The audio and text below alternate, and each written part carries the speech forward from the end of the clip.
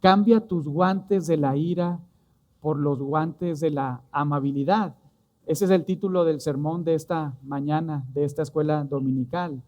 El plan para hoy, si Dios quiere, es concluir nuestro estudio acerca del octavo de 15 colores activos del amor que vemos ahí en 1 Corintios 13, verso 5. Y este octavo color o matiz, acción del amor que vemos ahí en 1 Corintios 13, verso 5, es que el amor no se irrita. Ya tenemos varias semanas estudiando esta sección de las Escrituras, este octavo color o matiz del amor. El amor no se irrita. En otras palabras, el cristiano que ama no tiene el hábito o la costumbre de enojarse o irritarse por cualquier causa. Esa es la instrucción que hemos recibido de Dios a lo largo ya de 4 semanas. Otra vez, el cristiano, el Hijo de Dios, el nacido de nuevo, no tiene el hábito o la costumbre de irritarse, de enojarse, de vivir peleado, ¿verdad? Todos los días de su vida. No, al contrario, el hijo o la hija de Dios, digamos, el nacido de nuevo, ¿verdad? A quien Dios ha hecho nueva criatura, es una persona que ninguna otra persona o circunstancias le provocan fácilmente a la ira. No se enoja fácilmente. ¿Por qué? Porque tiene dominio propio. Porque Dios le ha concedido eso, ¿verdad? Como fruto de su espíritu. Dominio propio. Aunque a veces se enoja, contiene su ira. No es que no se enoje. Se enoja, pero contiene su ira. Y ya lo estudiamos, ¿verdad? Pero vayan conmigo ahí a Proverbios. Proverbios capítulo 29. Vamos a recordar lo que ya estudiamos hace algunas semanas o unos minutos, para poder traer a nuestra memoria que el cristiano, el Hijo de Dios, aunque a veces se enoja, no explota en ira, ¿verdad? Al contrario, tiene dominio propio porque Dios le ha regalado esa capacidad, contenerse. Vean ahí, primero incluso, ¿qué es lo que sucede con la persona que no es cristiana? Que es un necio y que a veces nosotros nos parecemos a ellos. Vean 29:11, acerca del necio. Proverbios 29:11, véanlo ahí. El necio, ¿qué cosa? Da rienda suelta a toda su ira. Ese es el necio. Ese es el inconverso, el que no conoce a Dios, el que no ha nacido de nuevo. Da rienda suelta a toda su ira. Explota en ira, ¿verdad? Lo hemos dicho varias veces. Y recuerden que este necio que describe así, lo ve así el Señor, en términos de Proverbios 12:16, es el que al punto da a conocer su ira. Es el que inmediatamente explota en ira por cualquier cosa o por cualquier causa. Y lo dijimos así. Esta persona necia que al punto da a conocer su ira es una persona que es caracterizada por ser de mecha corta, ¿verdad? A veces nos jactamos de ser de mecha corta. Es que yo soy así, soy de mecha corta, ¿verdad? Pero no, o sea, esto desde la óptica de Dios es pecaminoso, no es correcto. No debemos de encendernos rápidamente en ira, enojarnos. No debemos de ser personas caracterizadas porque fácilmente perdemos los estribos. Pero Proverbios 29:11 nos dice ahí que el necio cuando se enoja, lo que sucede habitualmente con su vida es que nada ni nadie lo contiene. Véanlo ahí otra vez. El necio da rienda suelta a toda su ira. Es decir, el necio, la persona inconversa, la persona que habitualmente se enoja, muestra rápidamente su furia. Véanlo ahí otra vez en el 11. El necio da rienda suelta a toda su ira. No tiene un gramo de continencia en su corazón ni en su mente, ni en sus labios, ni en sus facciones, ¿verdad? Ese es el necio. Pensando en una ilustración, el necio o la persona de mecha corta que pierde fácilmente los estribos es como el río Santa Catarina. No sé si se acuerdan, cuando viene el Alex, cuando vino el Gilberto, se llenó de agua, ¿lo recuerdan? Y pues el río arrasó con todo, con los juegos manso, ¿verdad? Los más viejos ahí se han de acordar, ¿verdad? Con los juegos manso, los juegos mecánicos, incluso con las personas que vendían ahí cosas, con las casitas que estaban ahí. Ese río se inundó de agua por el Alex y el Gilberto, que arrasó con todo. Canchas de fútbol. Así es el necio. El necio, cuando se llena de ira, acaba con todo y con todos, ¿verdad?, a su alrededor. No se puede contener. Es caracterizado por vivir habitualmente enojado. Se desborda, digamos, con gestos de furia, con palabras hirientes y con acciones muy dolientes, incluso con las personas más cercanas a él o a ella. Así es el necio. No contiene su ira.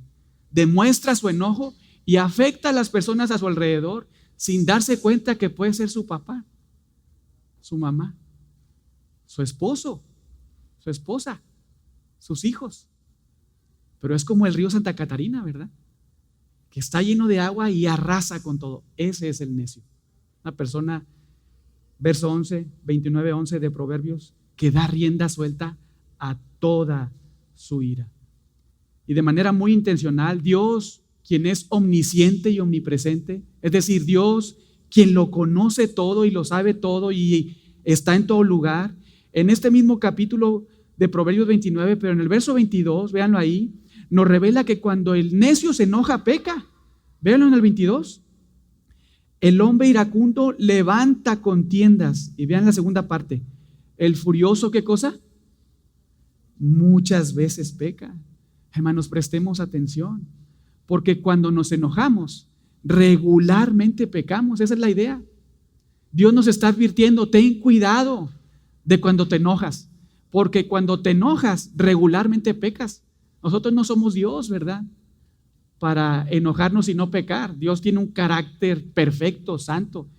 Pero la idea es esta: Dios nos dice, ten cuidado cuando te enojas, cuando sientes ira, porque regularmente cuando estás ahí con ira, con enojo, vas a pecar. Esa es la idea. Véanlo otra vez en el 22, segunda parte. El furioso muchas veces peca. Prestemos atención. No por nada el apóstol Pablo, mientras la revelación progresiva avanza, ahí en Efesios 4:26 nos dice: airaos, ¿pero qué? Pero no pequéis. Vean la importancia, ¿verdad? La necesidad de estar considerando nuestras vidas. Airaos, pero no pequéis.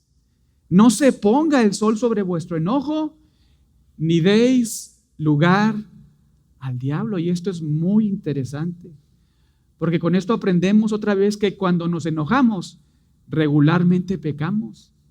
Así, ahí estamos. Cuando nos enojamos, cuando hay incomodidad en nuestro corazón, en nuestro pensamiento, regularmente, usualmente vamos a pecar.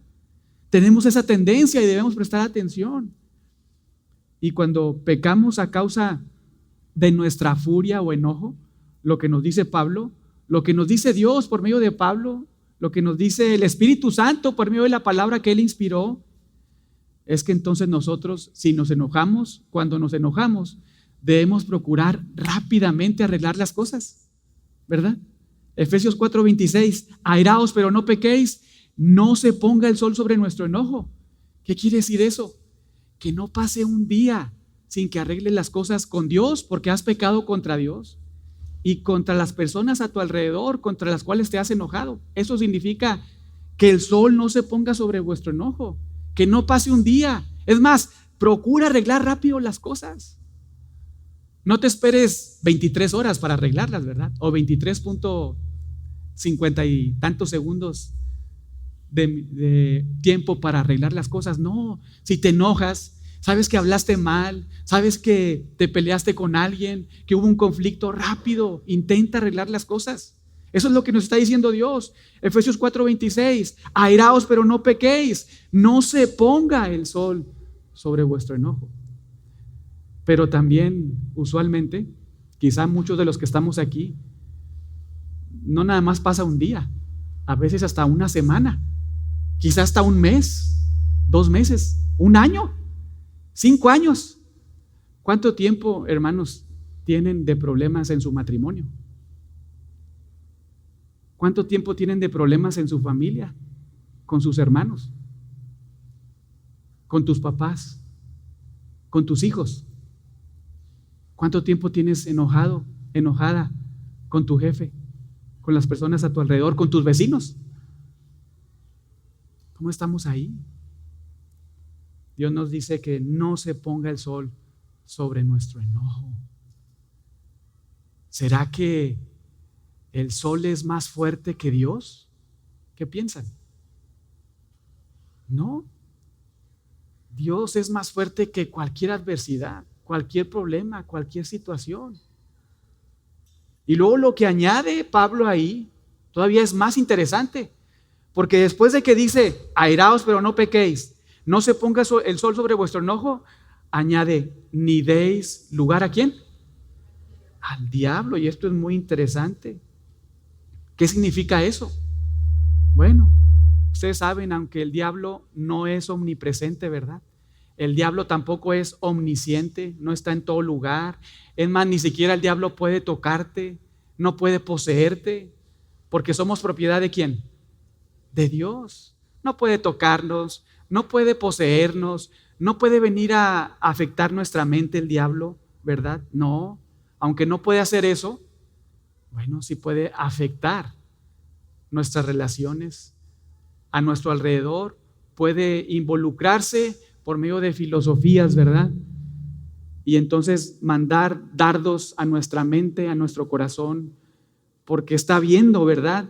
Cuando nos ve, de qué pata cojeamos. Entonces, cuando nosotros nos airamos y pecamos, y pasa más de un día en que arregles la situación, que dañaste en contra de Dios por tu enojo, por tu ira, por tus palabras o a tus hermanos, cuando sucede eso, estás dando lugar al diablo. Le estás abriendo las puertas, ¿verdad? Para que intervenga en tu vida y no para que Dios intervenga en tu corazón y en tu mente, a tu alrededor. Esto es muy interesante. Hermanos, no den lugar al diablo. Tengamos cuidado. Seamos personas que contenemos nuestra ira, que ejercemos este dominio propio, ¿verdad? Que es un regalo de Dios. Tengamos cuidado. El cristiano, la persona que ha nacido de nuevo, que es nueva criatura en Cristo y que está unida a Cristo, pues no debe ser caracterizada por la ira, ¿verdad? Piensen por un momento, ¿cómo un nacido de nuevo que está unido a Cristo puede ser una persona habitual a la ira? Que está habituada a la ira, que practica la ira, el enojo. No puede ser, esto es imposible. Esto es imposible.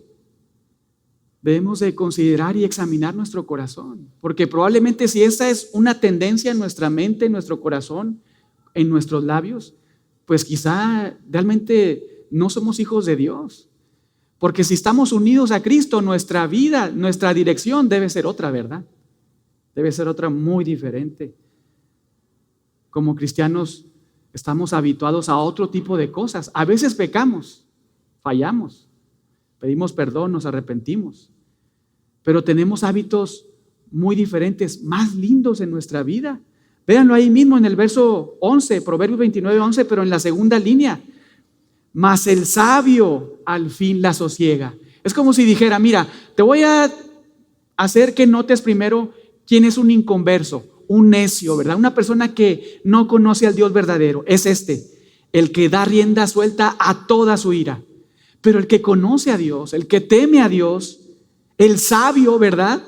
El que ha recibido esta sabiduría de Dios, teme a Dios, ¿verdad? En su camino, es muy diferente.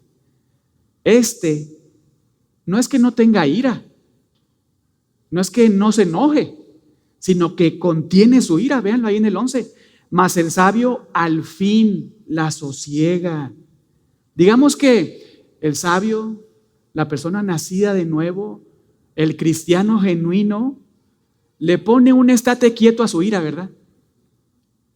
Pensando en una ilustración. Ese es el cristiano. El que toma por los cuernos su enojo, su furia, su ira y lo lleva cautivo a la obediencia a Cristo. Se enoja, pero se contiene. Y entonces recuerda la palabra de Dios. Recuerda 1 Corintios 13, ¿verdad? Y lleva ese enojo a la cruz de Cristo. Lleva ese enojo a Cristo y actúa de manera muy diferente. Eso es lo que hace habitualmente un hijo o una hija de Dios. Y aunque no es perfecto, a veces peca, pero bueno, cuando peca, no se revuelca en su pecado, ¿verdad? No está ahí muy contento en su pecado. No, siente un dolor, una pena porque ha ofendido a Dios y ha ofendido a otros. Y entonces, como lo estudiamos la semana pasada, el cristiano cuando peca hace dos cosas muy importantes. ¿Lo recuerdan? A ver si alguien se acuerda. La primera cosa que hace el cristiano, confiesa su pecado. Lo habla como Dios lo habló, ¿verdad? Esto es pecado. Señor, vengo a confesar.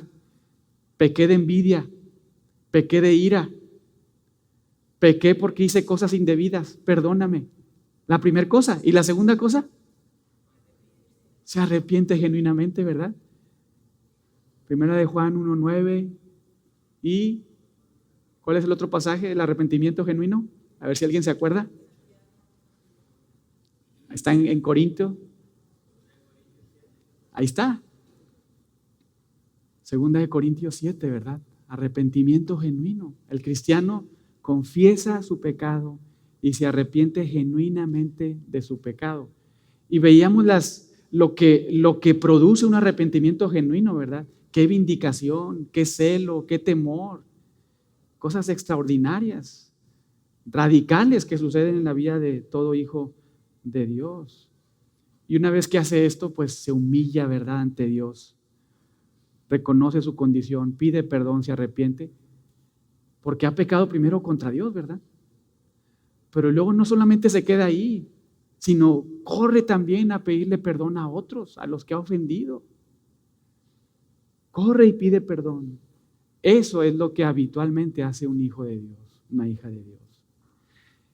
Y el apóstol Pablo, desde Tito capítulo 3, nos exhorta que debemos dejar a un lado la ira o la agresividad para cambiarla por la gentileza o la amabilidad. Vayan ahí a Tito capítulo 3.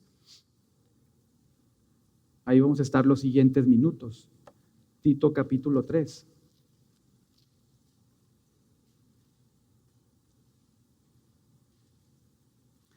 Desde esta sección, Pablo nos va a exhortar a cambiar nuestra pecaminosa ira, agresividad, para cambiarla por una piadosa amabilidad, una gentileza que agrada al Señor.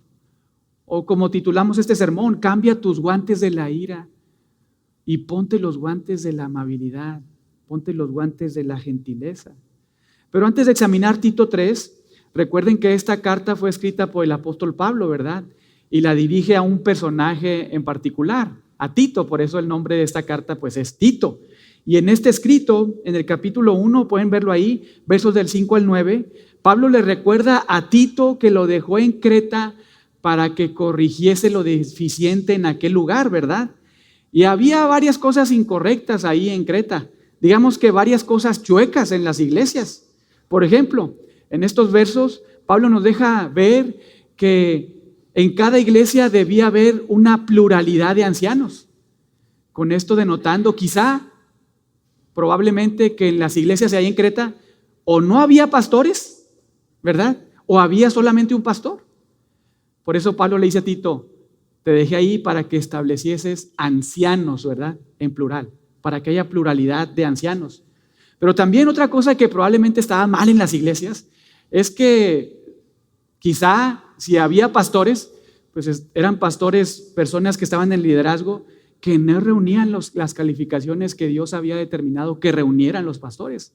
Por eso también ahí, pues Pablo le escribe a Tito y le hace ver una serie de listas, ¿verdad? De calificaciones, de características que debe reunir toda persona, pues que está en el liderazgo, que está en el pastorado. Esto no es un asunto menor, hermanos.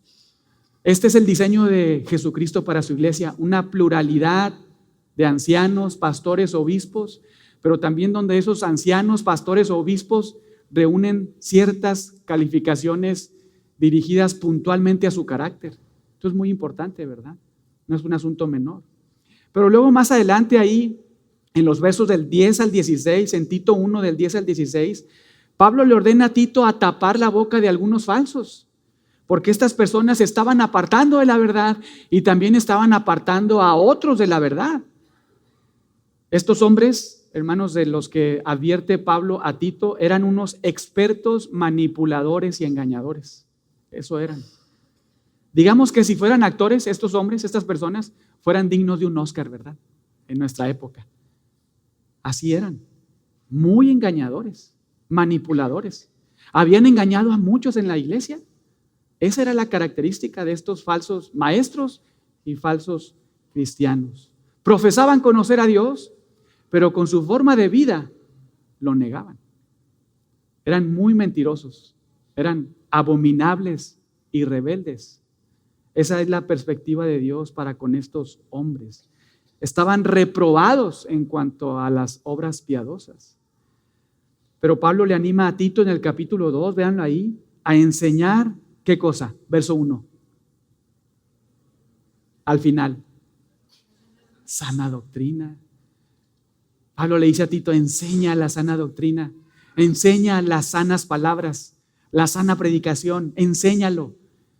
Enseña ahí a todos. Y esta sana doctrina no tiene como objetivo simplemente dar una super cátedra, aunque sea palabra de Dios, sino apunta a la vida práctica. Tiene como meta impulsar una vida de piedad en la iglesia. Esa es la meta de la sana doctrina que Pablo le anima a Tito a enseñar en la iglesia. No para que la iglesia se llene de un conocimiento, ¿verdad? Por más que sea un buen conocimiento, sino para que abunde la piedad en la iglesia. Ese es el objetivo. Y para dar peso a esa exhortación, a la práctica de la doctrina, lo cual en el verso 10 de este capítulo 2 de Tito nos dice que adorna la doctrina, ¿verdad? Ahí mismo en el capítulo 2, pero en los versos del 11 al 13, Pablo le recuerda a Tito y a sus lectores que nuestro Dios y Salvador Jesucristo también es nuestro Maestro y nuestro Redentor. Y esto para Pablo tiene unas implicaciones muy grandes, muy lindas para también nuestra vida diaria. Por ejemplo, Él es nuestro Maestro porque Jesucristo, nuestro Dios, cuando nos salvó, nos enseñó como Maestro a dos cosas: a renunciar a la impiedad para abrazar la piedad. Eso es lo que hizo nuestro Dios Jesucristo, nuestro Salvador, como nuestro Maestro. Nos enseñó, siendo nosotros sus discípulos, para que nosotros entendiéramos y comprendiéramos que debemos estar renunciando a la impiedad y abrazando a la piedad. Pero también Pablo le dice a Tito, mira, no solamente nuestro Dios Jesucristo Salvador es nuestro Maestro, sino también nuestro Redentor. Y esto otra vez, Pablo le dice esto a Tito porque le dice, mira, esto tiene implicaciones muy prácticas. Escuchen, cuando Dios nos salvó, nos purificó, nos redimió del pecado, de la esclavitud al pecado, y nos hizo un pueblo celoso de buenas obras. En otras palabras, nos redimió de la esclavitud del pecado para hacernos esclavos de la justicia, esclavos de la piedad. Esa es la obra de Dios genuina en el corazón de una persona. Eso es lo que debe estar pasando en tu vida si realmente eres un hijo de Dios, una hija de Dios. No debes de estar esclavizado al pecado. No debes estar revolcándote en el pecado. Porque si no, entonces debieras preguntarte si realmente Dios hizo un cambio en tu corazón. Si genuinamente el Señor te ha hecho una nueva criatura en Cristo.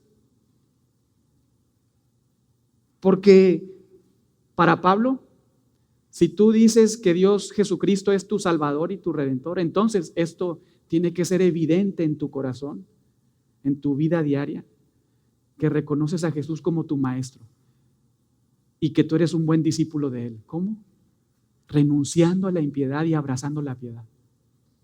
Reconociendo a Jesús como tu Redentor, que te liberó de la esclavitud del pecado. A veces pecas, pero no estás habituado a pecar con tus pensamientos, palabras o acciones, sino al contrario, lo que se ve de manera más regular en la dirección de tu vida es que agradas a Dios, le honras, procuras obedecerle. Y con todo esto en mente, ahora sí vean cómo Pablo continúa con esta cátedra magistral en el capítulo 3, verso 1. Vean cómo inicia ahí. La primera palabra, ¿cuál es? Recuérdales. Y esto es un mandato. Es un imperativo, es una orden que Pablo le da a Tito. Recuérdales. Y esta palabra recuérdales pues implica que sus lectores de Tito, ¿verdad? O sea, Tito y a quienes Tito les iba a enseñar, pues ya habían sido enseñados, ¿verdad? Porque Pablo les dice, recuérdales, ¿a quiénes? A los de la iglesia en Creta, ¿verdad? Recuérdales. Esto quiere decir que todas esas iglesias ya habían sido enseñadas. No es que no habían sido enseñadas, no es que no habían recibido la sana doctrina, pero estas iglesias, como nosotros, hermanos, necesitamos ser recordados una y otra vez acerca de la palabra de Dios. Aquí tenemos un principio muy importante que no se nos debe de olvidar, sino más bien siempre recordar. Todos, sin excepción, necesitamos ser enseñados y recordados una y otra vez acerca de todas las verdades que encontramos en la palabra de Dios. Ninguno puede decir acá en esta iglesia, ni en ninguna iglesia de Jesucristo, ninguno puede decir, pastor, eso ya me lo sé, ya lo leí muchas veces, ya fui ahí muchas veces, ya lo leí, ya estudié, ya no necesito leerlo, ni estudiarlo, ni meditar en eso. No, hermanos, según Dios necesitamos leer y volver a leer y releer y recordar y volver a traer a nuestra memoria todo lo que Dios ha dicho en su palabra, todo su consejo. Lo necesitamos. Dios ha establecido que nosotros seamos enseñados de esta manera, que seamos recordados. Y qué interesante que Dios observa esto y determina esto en nuestras vidas, porque en la vida práctica realmente somos muy olvidadizos, ¿verdad? Quizá a alguno de ustedes se le olvidó la llave ahorita, o cerrar algo en su casa, o ayer, no sé. La cartera, a mí se me olvidó la cartera.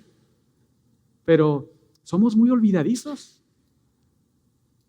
Pero el Señor nos conoce muy bien y nos deja ver la necesidad que tenemos de ser recordados de su palabra.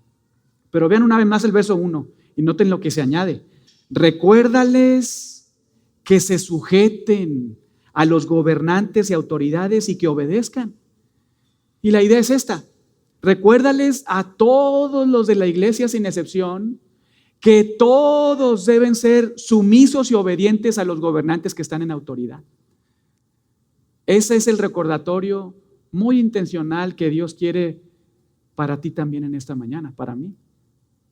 Que nosotros debemos sujetarnos, someternos, es decir, honrar, respetar a los gobernantes en autoridad que tenemos. En otras palabras y en términos negativos, no debemos ser rebeldes ni desobedientes a las autoridades que Dios ha puesto sobre nosotros, en nuestro estado, en nuestro municipio, en nuestra nación. Esto es algo que también Dios nos dice a nosotros, aunque el gobierno nos guste o no nos guste, ¿verdad? No importa el color del gobierno, importa el color de Dios, ¿verdad? La matiz de Dios, el pensamiento de Dios. Debemos orar por ellos y debemos someternos a ellos. Debemos de estar ahí. Por ejemplo, debemos orar por ellos, pues comenzando por su salvación, ¿verdad?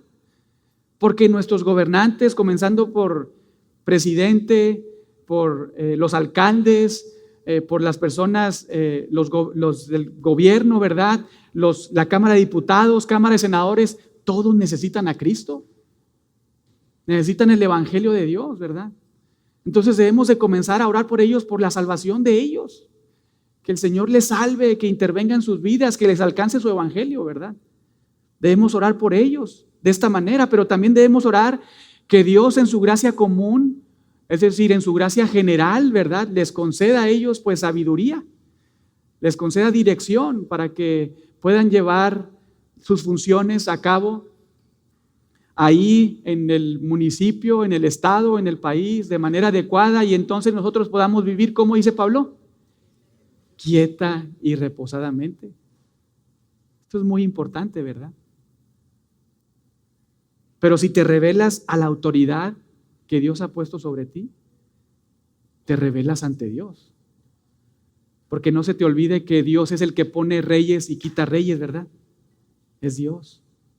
Es Él y solo Él quien da autoridad delegada a quien le place, sin importar el color. Entonces, ya sea que nos guste el gobierno actual o no nos guste, Dios nos dice por medio de Pablo, sométete a tus autoridades, respétalas, hónralas, ora por ellos, ¿verdad? Ora por su salvación y que Dios les conceda sabiduría en su gracia común. Todos los que somos hijos de Dios, que Dios nos ha cambiado el corazón para estar habituados a someternos a su señorío como nuestra máxima autoridad. También es Él quien pone en nosotros la voluntad y el deseo para someternos a nuestras autoridades gubernamentales, ¿verdad? Otra vez, sin importar el color, sin importar si te gusta o no te gusta. Si ya están en autoridad, hónralos, respétalos y ora por ellos. Eso es muy importante recordar una y otra vez. Pero vean cómo continúa el verso 1. Es algo que también debemos recordar continuamente. Estén dispuestos ¿a qué? Toda buena obra. Estén dispuestos a toda buena obra, hermanos. Todo hijo de Dios, todo cristiano debe prepararse, debe alistarse para practicar buenas obras. Así como somos muy inteligentes, ¿verdad? Para planear cómo pecar cada vez mejor, porque ahí estamos. De manera más intencional, más fuerte, debemos prepararnos y alistarnos para practicar toda buena obra. Debemos de procurar estar ahí, todo hijo de Dios, por decirlo de alguna manera, para sacarnos una buena nota delante de Dios cuando Dios examina nuestra vida, ¿verdad? Claro, nosotros sabemos que en términos de salvación, en términos salvíficos, pues la nota Cristo ya la sacó por nosotros, ¿verdad? Él vivió perfectamente y murió la muerte perfecta que nosotros merecíamos. Y por Él es que estamos irreprochables delante de Dios. Pero el Hijo de Dios crece en santidad, ¿verdad? Crece en su santificación progresiva. Entonces aquí el punto de estar dispuestos a toda buena obra, bueno, que cuando Dios examina tu vida diaria, tus pensamientos, tu forma de hablar, tu forma de conducirte, bueno, pues te saques una buena nota, porque estás listo, estás preparado y te alistas para practicar toda buena obra. Y no salir ahí todos reprobados, ¿verdad? Como los falsos en Creta.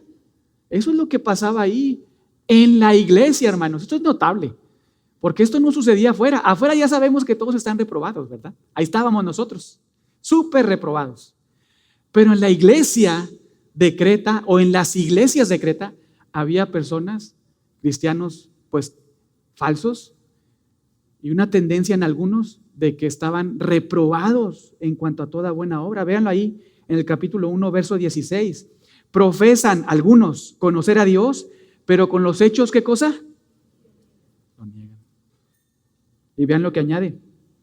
Siendo abominables y rebeldes, y vean, ¿cómo continúa? Ese es el falso cristiano. Está reprobado. Se sacó un 0, ¿verdad? Delante de Dios. Pero el Hijo de Dios, ¿qué es lo que hace? Capítulo 3, verso 1. Está dispuesto, se prepara, se alista. ¿Para qué? Para toda buena obra. Para estar aprobado delante de Dios con su vida diaria. Ese es el Hijo de Dios, el que ha nacido de nuevo. Cuando Dios lo observa, debido a que han sido enseñados por Dios y recordados por Dios en su palabra, entonces está listo, está preparado para practicar toda buena obra y digamos que aprobar ese examen de piedad, ¿verdad?, que Dios le pone. Y quizá alguien se pregunte, pastor, ¿cómo le hago? Yo quiero ser de esos, ¿verdad? Quiero ser de los que están dispuestos a toda buena obra. No quiero ser los que están reprobados en cuanto a toda buena obra. ¿Cómo le hago? ¿Qué hago? Quiero estar ahí. Bueno, pues ora al Señor. Tenemos que ser muy dependientes de Dios. Señor, estoy reprobado. Tú lo sabes. Ayúdame en esta área de mi vida. Ayúdame, perdóname y ayúdame. Pero luego continúa abriendo tu Biblia, ¿verdad? Leyéndola, meditando en ella, memorizándola. Y ya que hiciste eso, entonces anota en una hojita ahí al lado, ¿cómo puedes aplicar esto en tu vida? Con tu esposo, con tu esposa, con tus hijos, con tus papás, con tus hermanos. ¿Cómo puedes aplicarlo esto en tu trabajo? ¿Cómo puedes aplicarlo esto en la iglesia? Pero ya. ¿Cómo puedes hacerlo inmediatamente? para entonces ser una persona que está preparada, lista para practicar toda buena obra.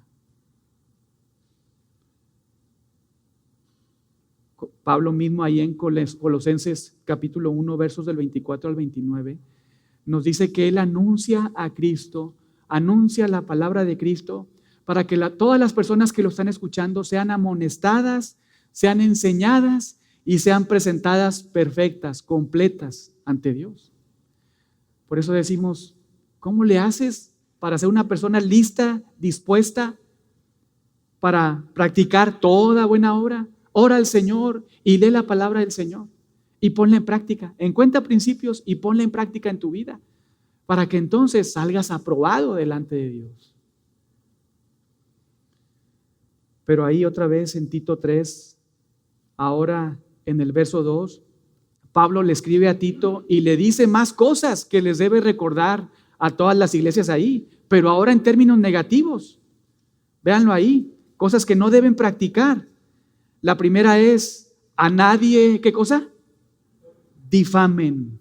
Y la otra es, número 2, no sean pendencieros. ¿Qué significa eso?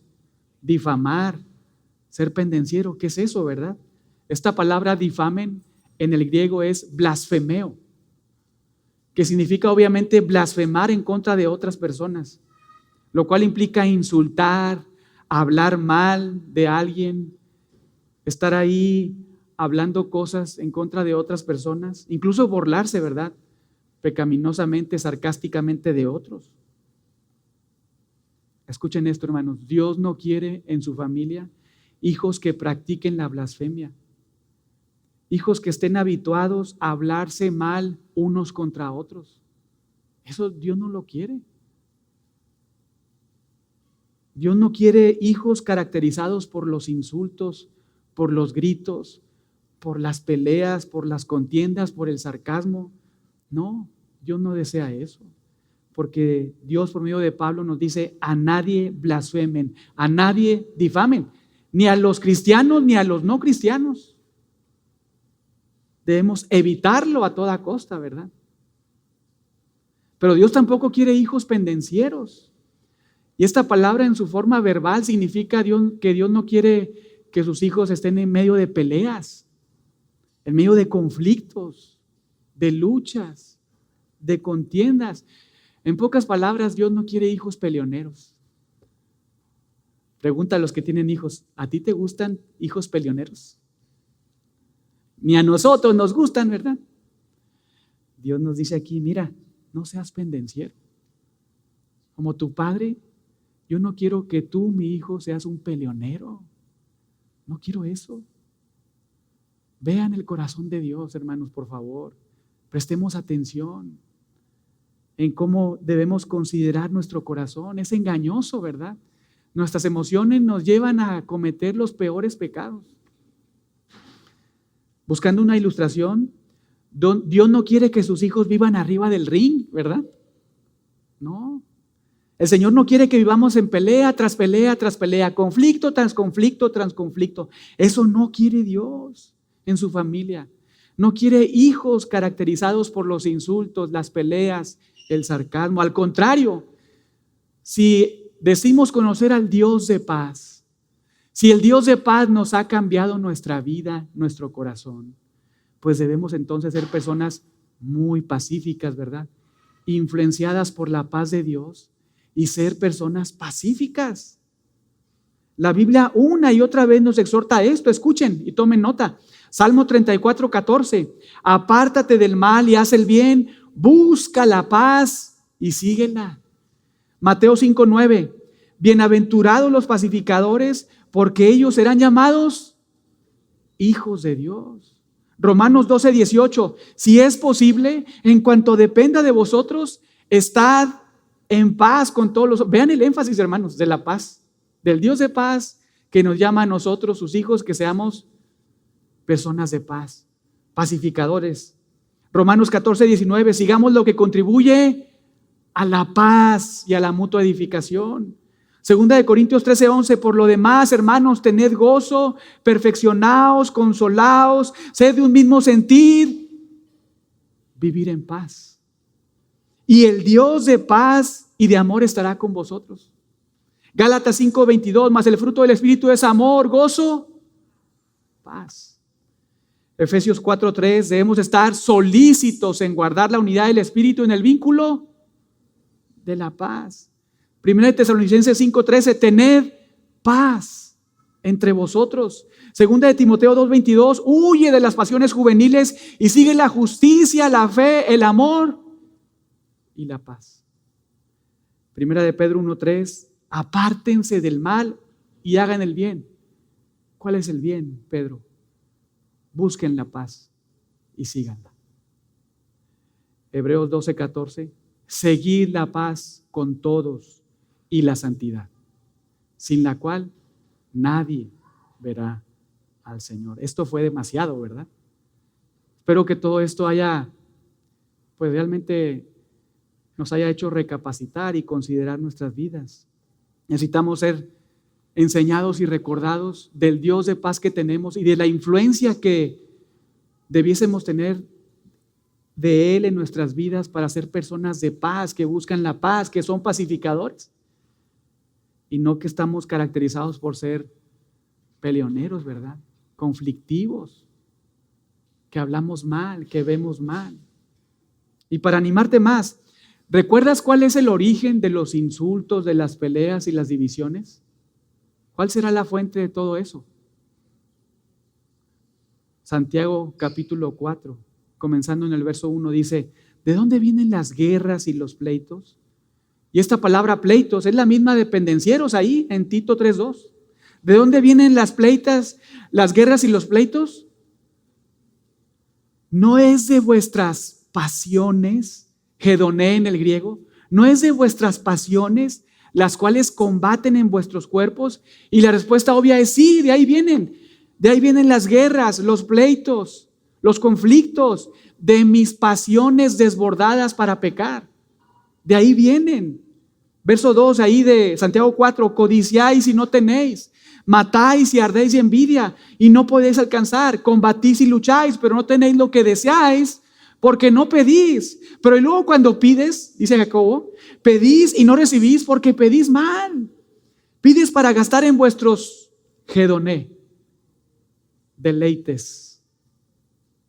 Y el punto es este: no tienes lo que codicias, no tienes lo que deseas, ni tampoco lo puedes alcanzar, porque pides a Dios, te acercas a Dios, incluso a la palabra de Dios, y esperas que Dios apruebe tu pecado. Esto es imposible. Dios no puede conceder las peticiones de tu corazón si tienen como base o fundamento tus concupiscencias, ¿verdad? Tus deseos perversos. Esto es imposible. Porque en el verso 1 ahí de Santiago 4:1 nos dice Dios que de nuestras pasiones pecaminosas vienen las guerras y los pleitos. Y al final del verso 2 nos enseña que no recibimos de Él lo que pedimos cuando le pedimos, porque le pedimos para satisfacer nuestros propios deseos perversos.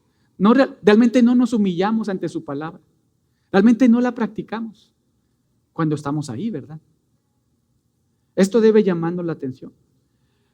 Porque escucha esto, cada vez que peleas con otros, cada vez que peleas con tu esposo, con tu esposa, cada vez que peleas y hay conflictos en tu casa con tus hijos, cada vez que te peleas con los hermanos en la iglesia, es como resultado de tus propias concupiscencias, de tu propio corazón, de tu deseo por pecar.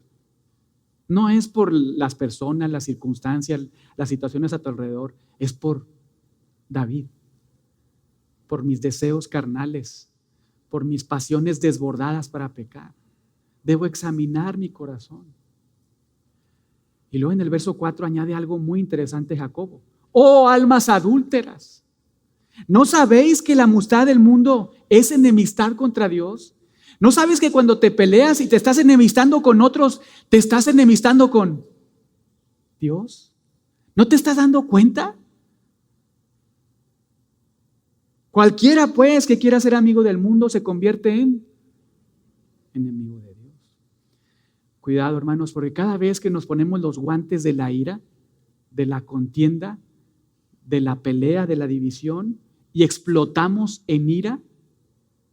Cada vez que nos peleamos, cada vez que vemos mal a las personas, hablamos mal, cada vez que estamos ahí, cada vez que nos burlamos de ellos, somos muy sarcásticos. Escucha esto, pensando en una ilustración. Nos estamos subiendo al ring y poniendo los guantes para pelear contra Dios. Eso es lo que nos hace pensar Jacob. Te estás enemistando contra el Dios del universo. Te estás poniendo los guantes contra Él. Tú, un hijo de Dios, que dice ser hijo de Dios, estás peleando contra Dios al pelear con otros en la iglesia y fuera de la iglesia. Por favor, hermanos, bajémonos del ring. Bajémonos de ahí. No seamos personas iracundas, mal habladas, que pelean, que generan divisiones. Bajémonos de ahí. No seamos caracterizados de esa forma, no seamos de mecha corta, que por cualquier cosa nos encendemos en ira. O como titulamos este sermón, ¿verdad? Cambia tus guantes de la ira por los guantes de la amabilidad. Sé una persona gentil y no iracunda, pero hazlo ya. No te esperes, hazlo hoy y no mañana, porque hoy es el día en que Dios está haciendo escuchar este mensaje.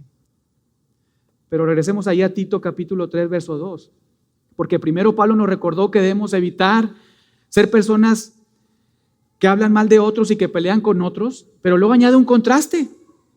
Véanlo ahí en el 2. Primero dijo que nadie difamen, no sean pendencieros, y aquí está el contraste. Hijos de Dios, sean amables o gentiles, mostrando toda mansedumbre o amabilidad para con los que te caen bien. ¿No, verdad?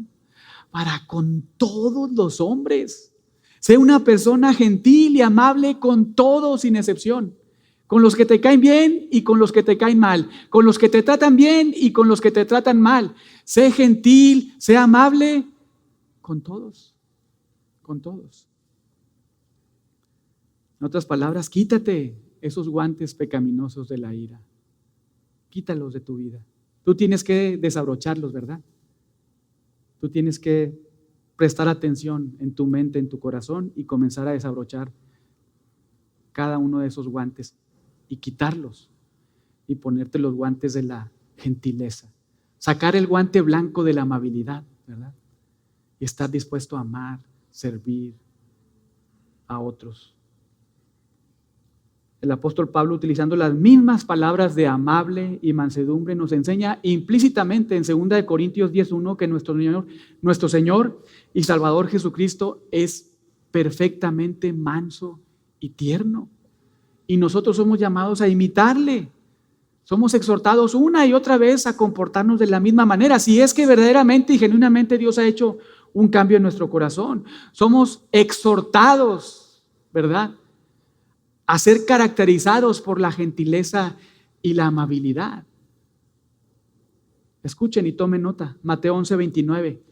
Llevad mi yugo sobre vosotros y aprended de mí, que soy manso y humilde de corazón, y hallaréis descanso para vuestras almas. Efesios 4:1-2. Yo pues preso en el Señor, os ruego que andéis como es digno de la vocación con que fuisteis llamados. ¿Cómo? Con toda humildad y mansedumbre, soportándoos con paciencia los unos a los otros en amor. Esto es muy lindo, ¿verdad?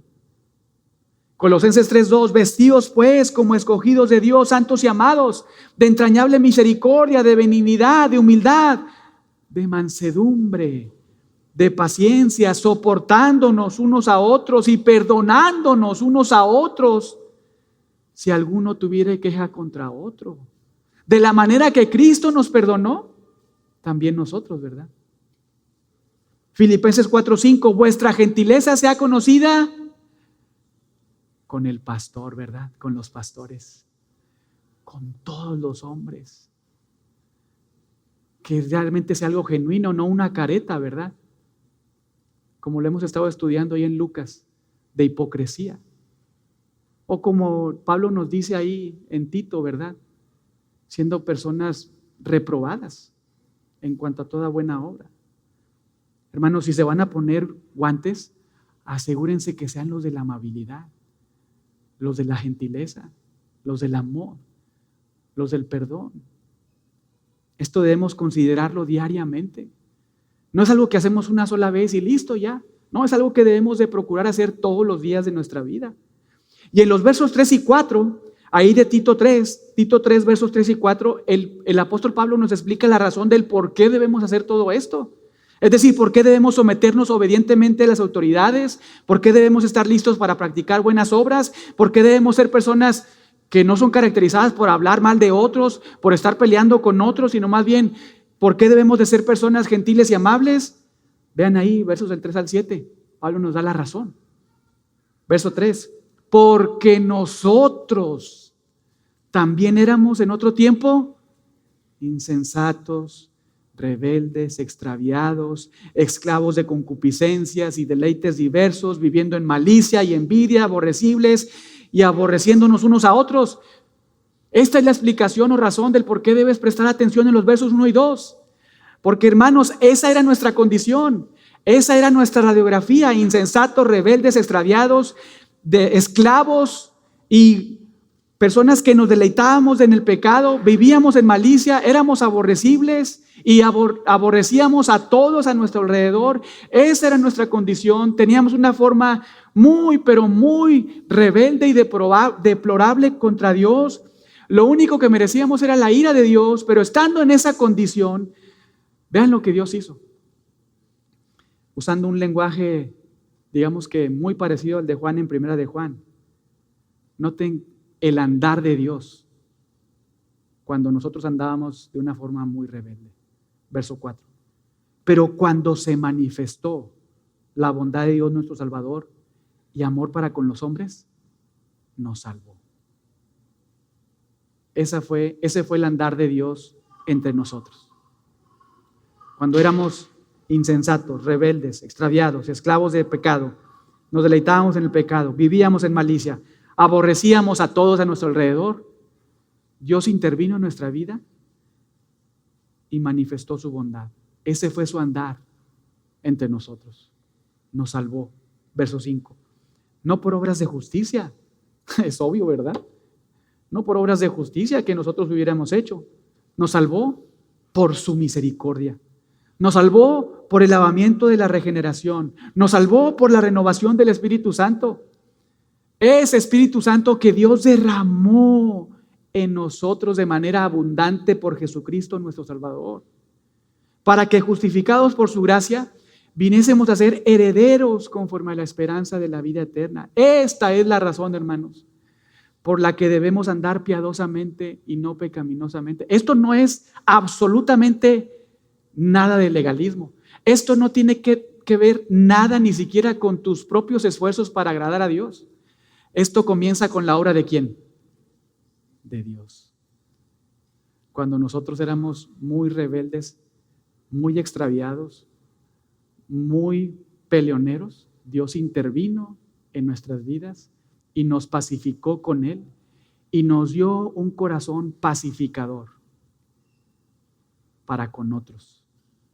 Nos cambió nuestro corazón para ahora amar a otros, honrar a otros, servir a otros, comenzando con los gobernantes, ¿verdad?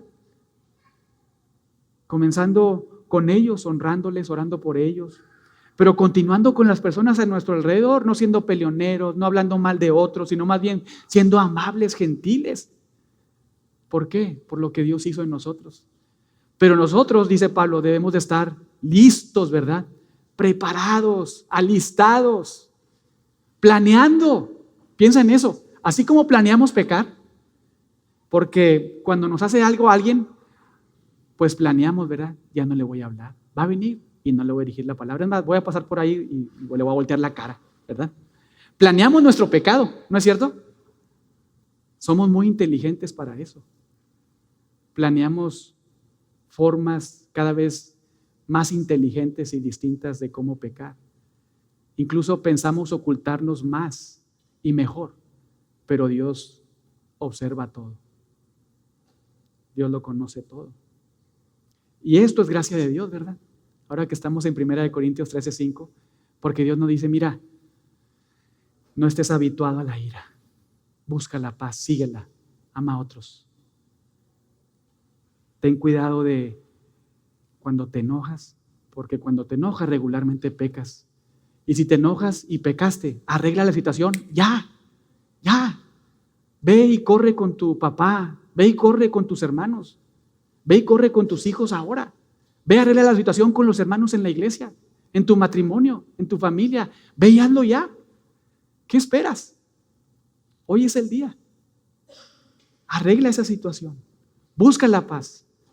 Mientras tú puedas, mantente en paz con todos los hombres. Busca la paz, síguela. Habla amor, sirve. ¿Por qué?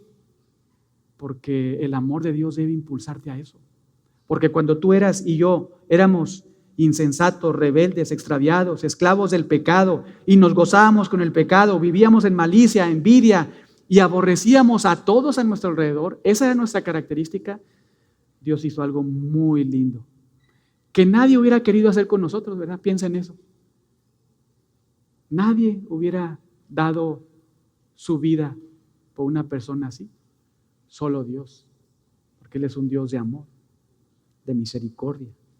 Esa es la razón por la que debemos de procurar andar piadosamente y no pecaminosamente. Esa es la causa por la cual debemos obedecer a nuestros gobernantes y practicar las buenas obras. Esa es la razón por la que no debemos ser personas mal habladas, peleoneras, iracundas. Esa es la razón o la causa por la cual debemos de ser personas gentiles, amables, que cuidan hasta su tono de voz. Esa es la gasolina que debe impulsar tu corazón, no para explotar en ira, sino para explotar en amor, en gentileza, en bondad, en amabilidad. Porque recuerda la obra de Dios en tu vida. Cuando tú no lo buscabas, cuando incluso probablemente hablabas mal de Él, de su palabra, de su evangelio, cuando estabas enemistado con Dios. Dios no te noqueó, ¿verdad? Dios fue muy paciente. Dios fue muy misericordioso. Y piensa cuántas veces escuchaste el evangelio. ¿Cuántos años hubo hermanos, hermanas a tu alrededor que estuvieron orando por ti? Que fueron a tu casa, que te hablaron. Pues a lo mejor los más viejos, ¿verdad? No les mandaron WhatsApp, a lo mejor un mail, ¿verdad? O te llamaron. ¿Cuántas veces estuvieron ahí? Los más nuevos quizá sí, ¿verdad? WhatsApp. ¿Cuántas veces estuvieron ahí? ¿Cuántas veces Dios fue paciente contigo, misericordioso? Y no te noqueó, sino más bien te abrazó. Te hizo su hijo. Nuestro Dios fue un Dios y sigue siendo Dios y seguirá siendo un Dios muy bondadoso, muy amoroso, muy misericordioso, que sigue buscando a otros para pacificarlos con Él. Que sigue animando a sus hijos para que seamos pacificadores y no conflictivos. Esto es pura gracia de Dios. Si Dios te justificó, te dio su espíritu y te hizo heredero del estado eterno de cielos nuevos y tierra nueva, hoy debes de procurar estar siendo una persona dispuesta, 3:1 de Tito, a toda buena obra. Debes de estar lista para ser, verso 2, amable, mostrando toda mansedumbre para con todos los hombres. Que todo esto nos motive, hermanos, para cambiar nuestros guantes de la ira y ponernos los guantes de la amabilidad. Vamos a ver.